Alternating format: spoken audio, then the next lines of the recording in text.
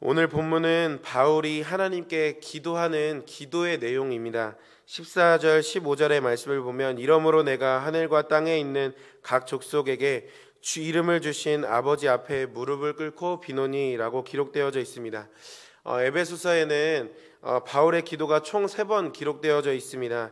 각각 1장, 3장, 6장에서 그 기도가 등장하는데 1장에서 우리가 살펴보았을 때 바울은 에베소 교회 성도들에게 하나님께서 깨달음을 주시기를 기도했습니다. 그 부르심의 소망이 무엇이며 그 기업의 영광의 풍성함이 무엇이며 우리에게 베푸신 그 능력의 지극히 크심이 어떠한지를 깨닫게 해주십시오라고 기도했습니다. 6장에서는 사탄과의 싸움에서 승리하기를 위하여서 중보하는 기도 제목이 나오고 오늘 본문인 3장에서는 에베소 교회 성도들의 속사람이 강건해지기를 위하여서 기도하는 기도 제목이 나옵니다. 16절의 말씀을 보면 그의 영광의 풍성함을 따라 그의 성령으로 말미암아 너희 속사람을 능력으로 강건하게 하시오며, 속사람을 강건하게 하는 것이 중요하다라는 것입니다. 1995년 6월 29일에 서초동에 있는 상품백화점이 무너지게 되었습니다.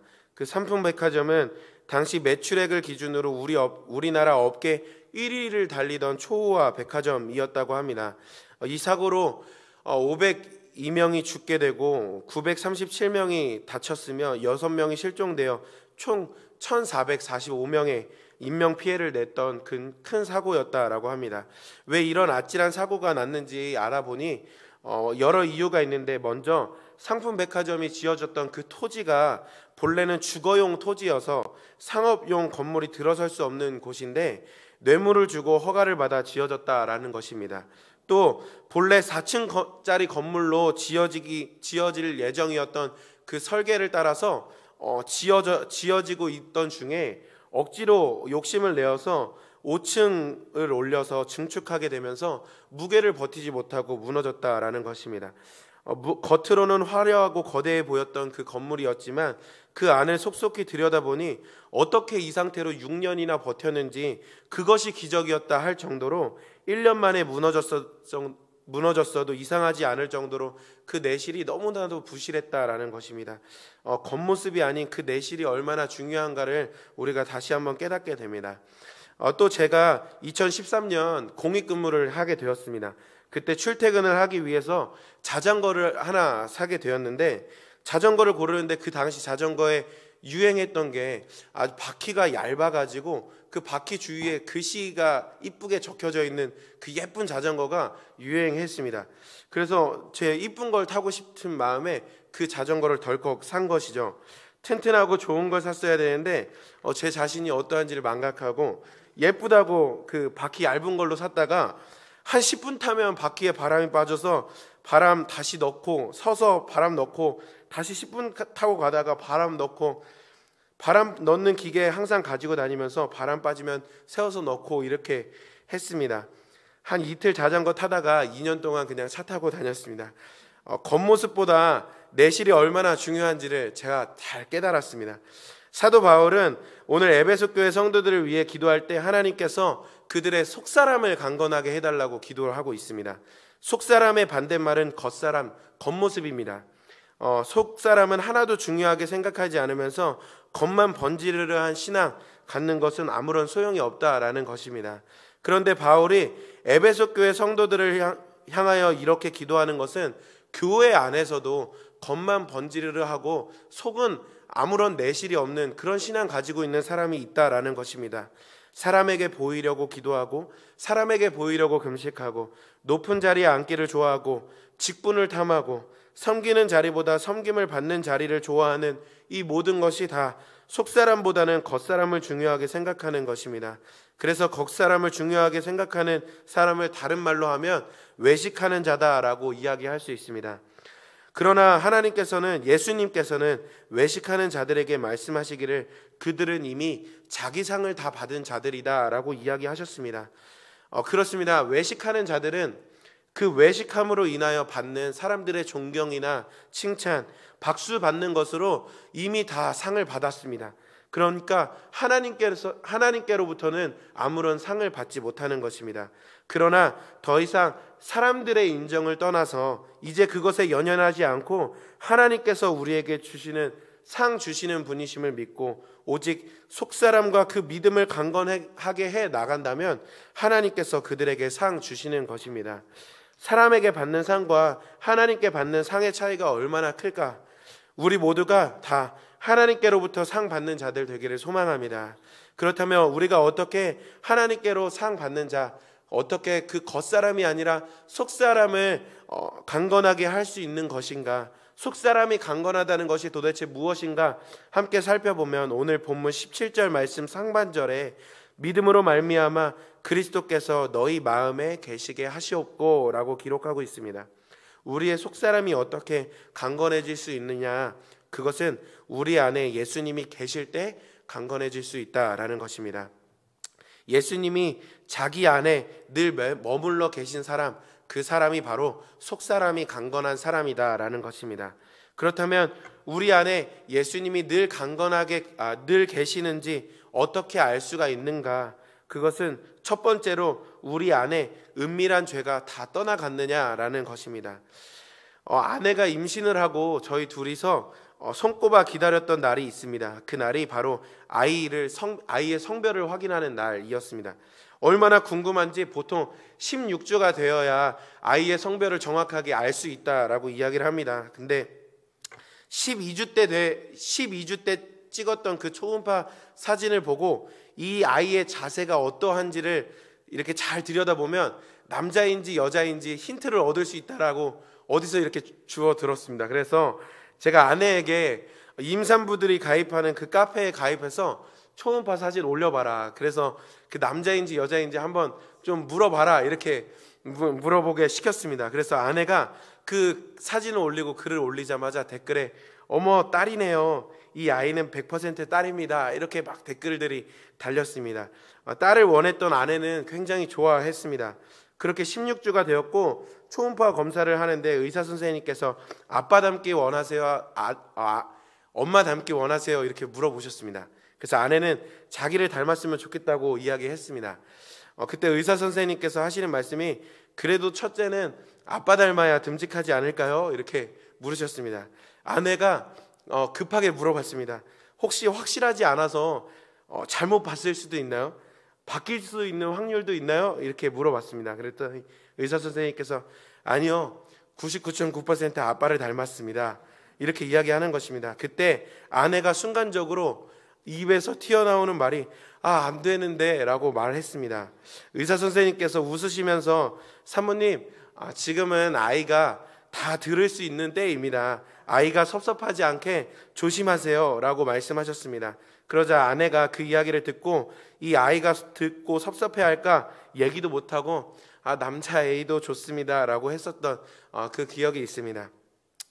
우리가 어떻게 예수님이 우리 안에 계시는지를 확인할 수 있느냐? 그것은 정말 우리가 은밀한 죄에서 멀어졌느냐로 알 수 있습니다.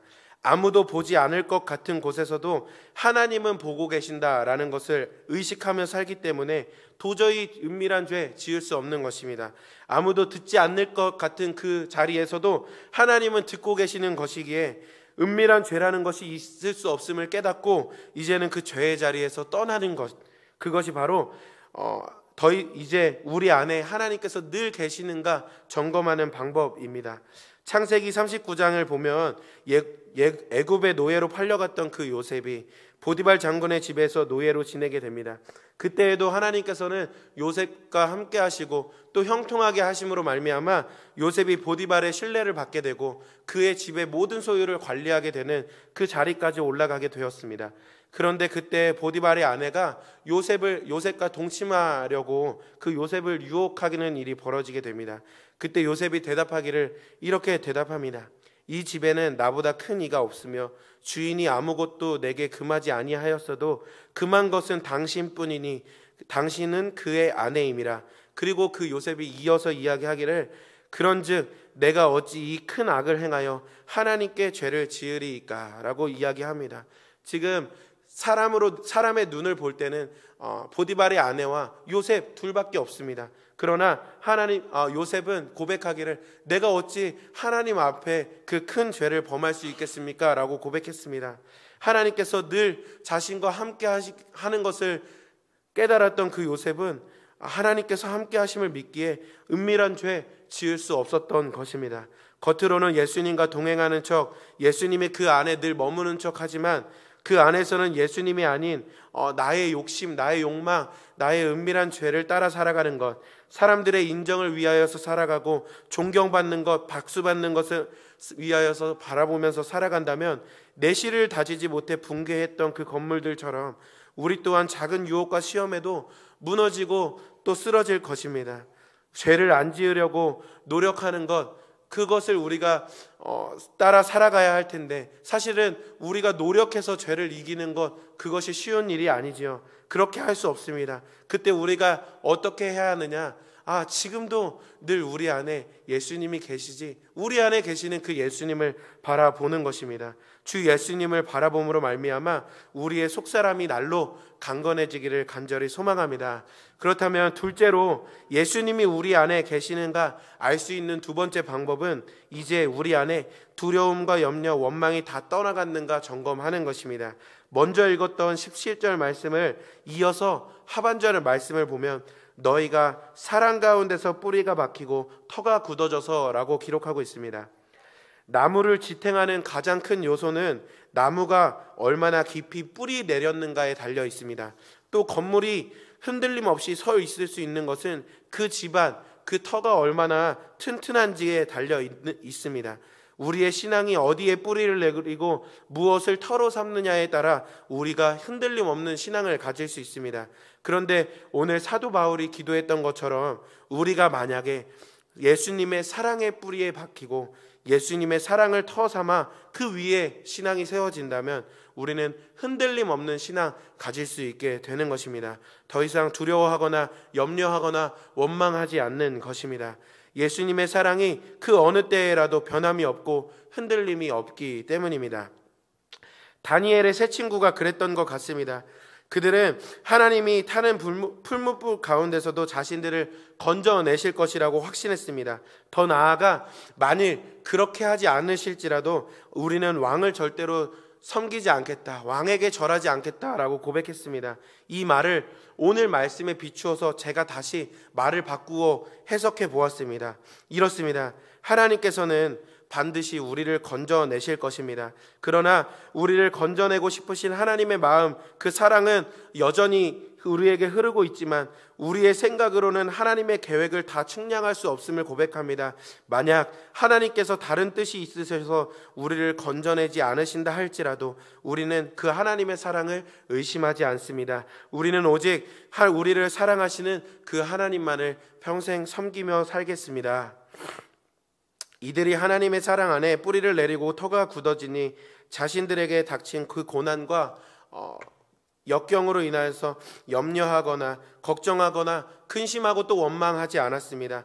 다 뜻을 이해할 수 없을 때라도 그 하나님의 사랑을 신뢰하며 나아갔습니다. 그 사랑에 뿌리가 내리고 터가 굳어진 것입니다. 오늘 사도 바울의 기도도 이와 같았습니다. 또 18절 19절의 말씀을 보면 능히 모든 성도와 함께 지식에 넘치는 그리스도의 사랑을 알고 그 너비와 길이와 높이와 깊이가 어떠함을 깨달아 하나님의 모든 충만하신 것으로 너희에게 충만하게 하시기를 구하노라 라고 기도했습니다. 쉽게 말하면 우리의 지식으로는 다 이해할 수 없는 그 주님의 크신 사랑을 바라보아라. 그 사랑의 너비와 길이와 높이와 깊이가 얼마나 큰지 우리가 다 이해할 수 없을지라도 그 사랑은 우리에게 흐르고 있고 우리를 충만하게 하신다라는 것입니다. 그렇습니다. 때로 이해할 수 없는 우리의 일들이 우리에게 일어나는 것은 그것은 주님이 우리를 사랑하지 않기 때문이 아닙니다. 우리가 주님의 사랑을 다 측량할 수 없기 때문입니다. 그러나 우리가 사랑을 측량할 수 없다고 하나님의 사랑이 끊어진 것은 아닙니다. 하나님의 사랑은 변함없이 늘 우리를 향해 흐르고 있습니다. 언제나 변함없는 그 사랑에 우리의 신앙이 뿌리가 박히고 터가 굳어진다면 절대로 염려하거나 걱정하거나 원망할 수 없는 것입니다. 언제나 그 예수님의 사랑을 받고 있음을 믿으면 더 이상 우리 안에 두려움과 원망, 염려가 다 떠나가게 되는 것입니다. 사랑하는 성도 여러분, 우리 안에 두려움과 원망이 다 떠나갔습니까? 정말 그렇게 되기를 소망합니다. 이제는 우리를 사랑하시는 그 예수님으로 말미암아, 그 예수님의 사랑의 뿌리를 내림으로 말미암아 두려움과 염려, 걱정에서 이제는 떠나 주님의 사랑을 깊이 묵상하고 생각하며 그 넓으신 사랑, 그 깊으신 사랑, 그 크신 사랑으로 날로 우리의 속사람이 강건하여져서 이제는 기쁨과 감사, 참 평안으로 살아가는 우리 모두가 되기를 간절히 소망합니다. 함께 기도하시겠습니다. 하나님, 사도 바울이 에베소 교회 성도들을 위하여 기도할 때 속사람이 강건하여지도록 기도했던 것처럼 우리도 속사람을 강건하기 하여 사람이 아닌 주님께서 주시는 상을 받는 자들이 다 되기를 소망합니다. 우리의 겉모습을 단장하기보다 우리 안에 주 예수님이 계시는가 늘 점검하고 그 주님을 의식하며 살기를 간절히 원합니다. 은밀한 죄란 있을 수 없음을 깨닫고 죄의 자리에서 떠나게 하시며 주님의 크신 사랑의 뿌리 내려 이제는 모든 걱정, 근심, 두려움 끊어내고 늘 기쁨과 감사, 참 평안으로 가득한 삶을 살게 하여 주시옵소서. 시간 우리의 속사람을 강건하게 하시는 그 주님을 바라보며 주여 한번 외치고 다 같이 통성으로 기도하겠습니다. 주여. 하나님 감사합니다. 하나님, 우리가 무엇이간데 하나님 우리를 사랑하시고 우리를 불쌍히 여기심으로 말미암아 하나님 이 땅에 오셔서 하나님 그 하늘 영광 버리시고 우리를 위해 십자가에 달리셨던 그 예수님을 기억